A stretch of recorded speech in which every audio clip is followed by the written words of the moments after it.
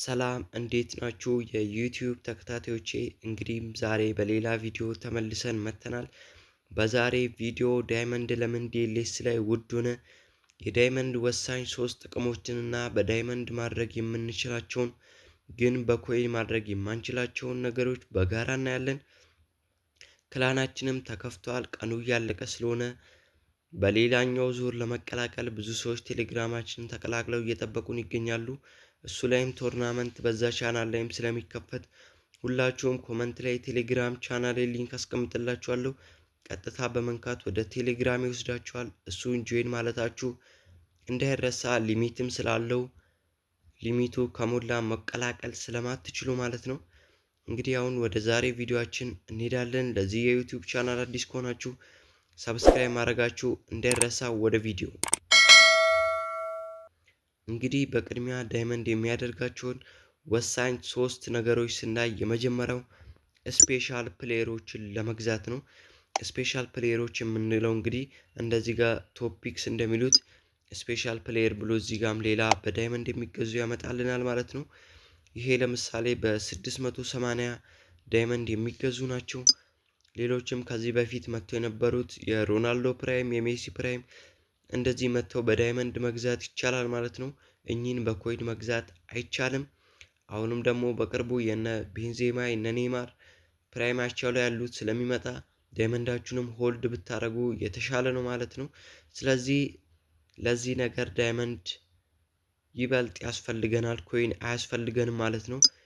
ሌላኛው እንግዲህ ዳይመንድ የሚያስፈልገን ተጫዋቾች ስንሞላ ሌጀንደሪ ፊትነስ፣ ሌጀንደሪ ቴክኒካል እና ሌጀንደሪ ስፔሻል ማግኘት የምንችለው በዳይመንድ ብቻ ነው ማለት ነው። አንድ ተጫዋች 90 ውስጥ አስገብተንም ሸጥን 80 ውስጥ ያለ ተጫዋችም ብንሸጥ ከሬር አያልፍም ማለት ነው። ሬር ወይም ኮመን ነው የሚሰጠን ግዴታ። እዚህ ጋር ባለው ግን በሌጀንደሪ እንደምታዩት 3 ተጫዋቾችን 3 ይጨምርላችኋል ማለት ነው በ202 ዳይመንድ። እኚህን ደግሞ ማግኘት የምንችለው በዳይመንድ ብቻ ነው ማለት ነው። ፊትነስ ላይም እንደዛው፣ ስፔሻል ላይም በ360 እንግዲህ ተጫዋቾቻችንን ያሉንን ስፔሻሎች አሁን ሜሲ፣ ሮናልዶ ስፔሻሎች ከኖሩን በቀላሉ መሙላት እንችላለን ማለት ነው። ስለዚህ ሁለተኛው የዳይመንድ ወሳኝ ጥቅም ይሄኛው ነው። ሌላኛው እንግዲህ ስፔሻል ፕሌየሮችን እንድናገኝ የሚያደርግና የተለያዩ ሪዋርዶችን በቀላሉ እነሱ ጋር ደርሰን እንድንወስድ የሚያደርገን ድሪም ፖይንት ቡስታችን ነው ማለት ነው። እዚህ ጋር እንግዲህ ፕራይስ ሊደር ብሎ ለ84 ቀን አምጥቷል ማለት ነው። እዚህ ጋር ያሉትን ተጫዋቾች ስፔሻሎችን እንግዲህ ለመውሰድ ውስጥ ያሉትን ዳይመንዶች እዚህ ጋር 30 ዳይመንድ፣ ሬድ ፊትነስ፣ ሌጀንደሪ 400 ኮይን፣ ሬድ ድሪም ፖይንት ቡስት፣ የተለያዩ ወሳኝ ሪዋርዶች አሉ ማለት ነው። እነሱን ለማግኘት እንግዲህ ወደ እነሱ ቡስት አድርገን ቶሎ እንድንደርስ የሚረዳን ሌላው ወሳኝ ነገር ዳይመንድ ብቻ ነው ማለት ነው። እንግዲህ ዳይመንድ እዚህ ጋር ኮመን፣ ሬር እና ሌጀንደሪ ብሎ በ3 ከፍሎ 25 ዳይመንድ 30 25 ዳይመንድ 35 ዳይመንድ እና 125 ዳይመንድ ብሎ እንግዲህ እዚህ ጋር ቶሎ እንድትደርሱ ቡስት እያደረጋችሁ ወደዛ መሄድ ትችላላችሁ ማለት ነው። ሌላኛው ደግሞ በዳይመንድ ማድረግ የምንችላቸው በኮይን ማድረግ የማንችላቸው ነገሮች ደግሞ አኮሚዴሽን ሴንተራችንን ወይም ስኳዳችንን ማስፋት ከፈለግን ይህን በኮይን ማድረግ አንችልም ማለት ነው። እዚህ ጋር ለምሳሌ የኔ ስኳዳውን ባለው እንግዲህ 30 ምናምን ይይዛል ማለት ነው። ለምሳሌ እዚህ ማይ ክለብ ውስጥ ከመጣን በኋላ አኮሚዴሽን ሴንተር ውስጥ ስንገባ አሁን የኔ 32 ተጫዋቾችን ይይዛል ማለት ነው። ተጫዋቾች የምትፈልጉትን እየጨመራችሁ 64 ተጫዋች ድረስ በአንድ ስኳድ ውስጥ ማድረግ ትችላላችሁ ማለት ነው። ይሄንንም እንግዲህ የምናደርገው በዳይመንድ በ225 ዳይመንድ ነው እዚህ ጋር የደረስኩት። አሁንም እየጨመራችሁ መሄድ ትችላላችሁ ማለት ነው። በዚህም መሰረት በቀላሉ አኮሚዴሽን ሴንተራችሁን ለማስፋት የሚያገለግላችሁ ዳይመንድ ብቻ ነው ማለት ነው። ሌላኛው ደግሞ እዚሁ ፋሲሊቲ ውስጥ ስንገባ ትሬኒንግ ሴንተር ነው ማለት ነው። ትሬኒንግ ሴንተር ደግሞ እንግዲህ በቀላሉ አስተላለፍና ፎርሜሽናችንን ለመግዛት ይጠቅመናል ማለት ነው። እዚህ ጋር ብዙ ሰዎች የምንፈልገው 433 የመጀመሪያው ተከፍቶልኛል፣ ግን ሁለተኛ ላይ ያለው 4123 በጣም አስፈላጊ ነው። እሱንም በቅርቡ ገዛዋለሁ ማለት ነው። እዚህ ጋር ያሉትን የተለያዩ አስተላለፎች ለመግዛት እንግዲህ በዳይመንድ ትሬኒንግ ሴንተራችንን ግዴታ ማሳደግ አለብን። ለምሳሌ እዚህ ጋር ያለውን አንዱን ብነካው እንግዲህ ቀጥታ ትሬኒንግ ሴንተርን በ225 ዳይመንድ አሳድግ ነው የሚለኝ። ስለዚህ ግዴታ ይሄ ያስፈልገናል ማለት ነው።